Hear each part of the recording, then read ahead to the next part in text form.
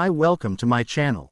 So let's start. In this video I cannot use any related picture or image because of copyright. The new Korean found footage film Marui video opens with a statement telling us that what we are about to see was edited from footage found in a van belonging to documentary filmmaker Kim Soo-chan, Seo Young-woo, the man standing next, Spiritwalker.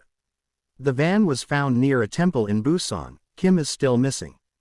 Kim and his crew were working on a story about a murder that occurred in 1992. A man killed his girlfriend in a Busan motel, filming the entire act. The video was said to be so brutal it's been locked away in storage ever since, deemed too shocking to be released to the public. Kim, along with reporter Eun-hee, Jo Min-kyung, Severance Pei, Secret Zoo, a cameraman On Yun-bin, Svaha, The Sixth Finger, Peninsula begins to search for the tape. Writer-director Yoon Jun-hyung, Fatal Intuition, deviates from the standard formula by not having Marui video center around the search for the tape.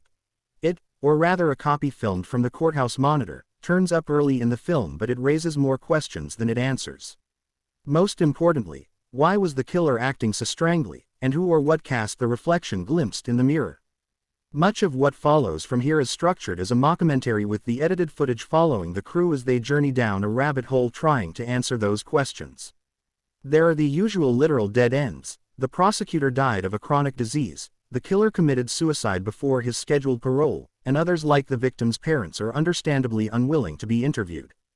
But then the owner of the hotel provides a connection to the killing of a family in a now deserted house, and from there things begin getting progressively stranger. In the first act it's a slow progression, however, built around evidence from investigations into the murders and occasional interviews rather than the usual ghost hunter scenarios. As a result, Marui video feels more like a true crime documentary than a horror film. But once they visit the Amy house, things take a turn to the supernatural and the film starts to take on a much darker and creepier tone.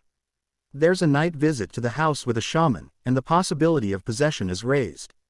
That sets up the final act, which the film tags specifically as found footage, and seems a lot more raw than the footage that made up the first hour. As these kinds of films go, Marui video isn't bad.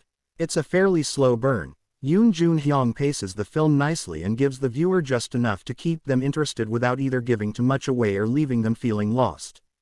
Granted, that slips a bit in the final minutes when it becomes hard to tell just what's going on due to the shakiness of the camera.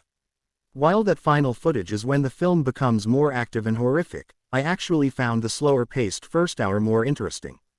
It's put together quite well, with one incident leading to the next in a way that feels logical even if what is uncovered is another mystery. It can also be fairly subtle about things, with images showing up in the dark corners of the film's frames. The last half hour of Marui video tosses that aside in favor of lots of frenzied running around with all the shaky cam footage that implies, as well as scenes that leave you wondering why they kept filming rather than run or protect themselves. But those are problems that will always haunt the genre. If you're looking for a found footage fix and don't mind subtitles, this should do the trick. Marui video was released to theaters in Korea and Indonesia earlier this year. It's currently available via Apple TV in the US, UK, Canada and a handful of other countries. You can keep an eye on JustWatch for more availabilities.